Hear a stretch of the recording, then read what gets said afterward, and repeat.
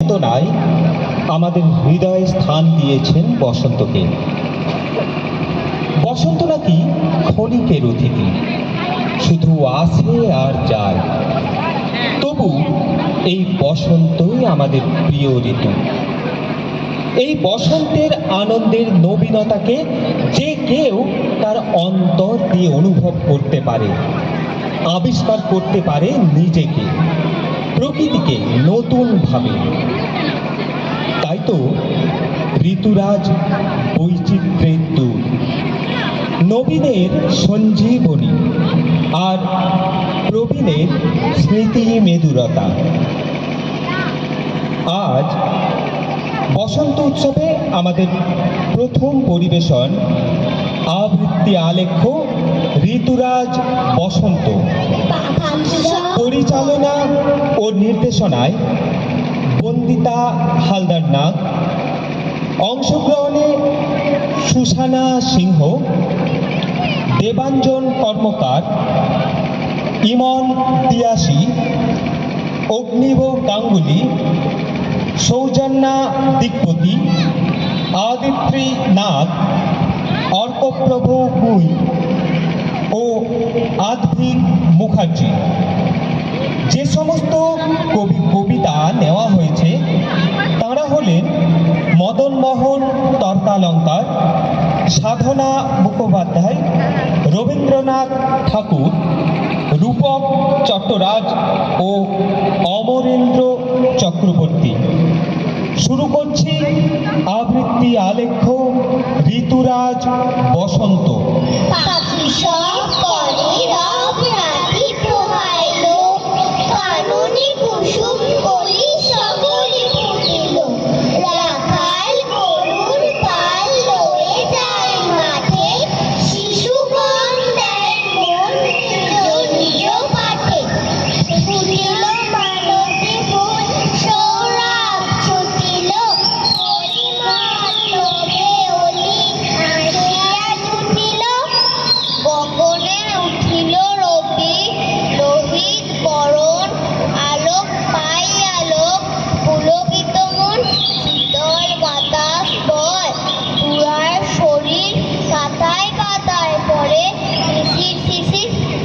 এদিকে এই যে বালকটি, যার মুখ ভরা হাসি, তাকে দেখে মন পুলকিত হয়। কোন বালক? বসন্ত বালক।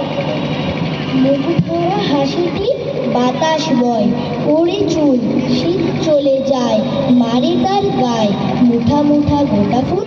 আঁচল ভরে গেছে শত ফুলের মেলা, গোলাপ ছুঁড়ে মারে টগর চাপা বেলা।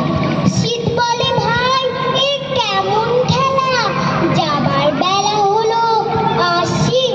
বসন্ত হাসিয়ে বসন ধরে টানে, পাগল করিয়ে দেয় কুহু কুহু গানে।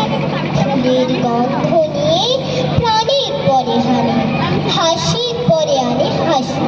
ওরে ফুলের রেণু, ফুলের পরিমল, ফুলের পাপড়ি উড়ে হয় যে বিকল। কুসুমিত শাখা কোনো পথ ঢাকা, ফুলের পরে পরে ফুল। বসন্তের আগমনে ধরণী উৎফুল্ল ও আনন্দিত, প্রকৃতিকে দেখার জন্য উদ্বেলিত। হে বসন্ত, হে সুন্দর, ধরণীর ধ্যান করা মন।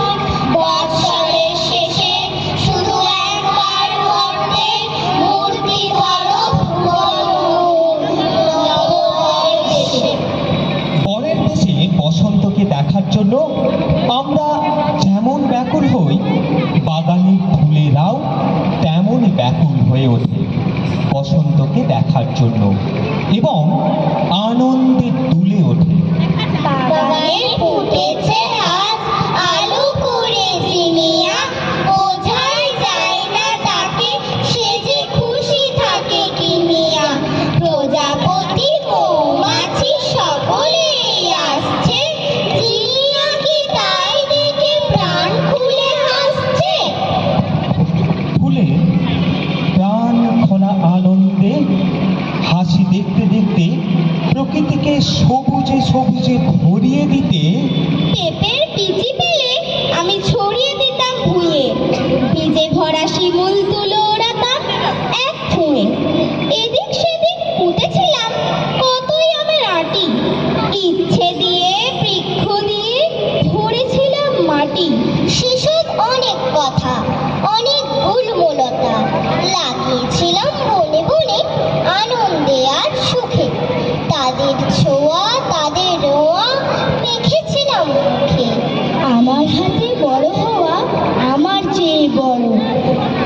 গাছের ডালে বসেছিলাম পাখি এবং ঝড়ো।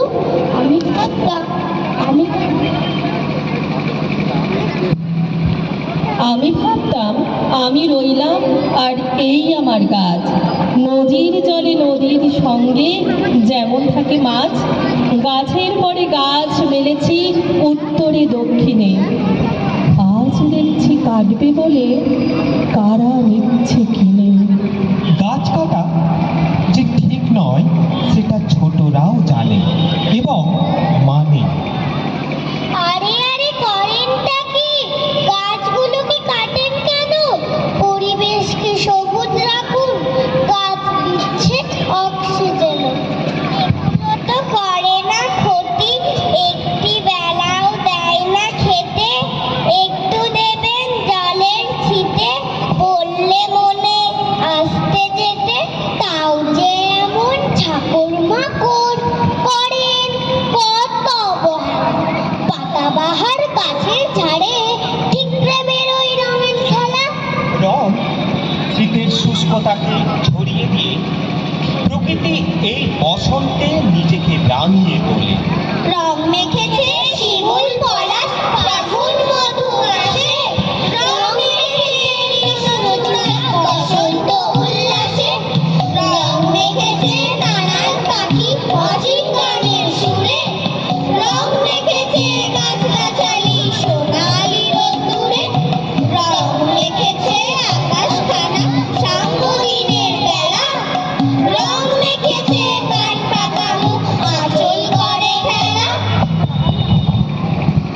পৌরাণিক কাহিনী অনুসারে হোলিকা দহন, যা ন্যাড়া পোড়া নামে স্মরণ করা হয়, এটি মূলত অশুভ শক্তির বিনাশ ও মন্দের উপর ভালোর বিজয়ের প্রতীক।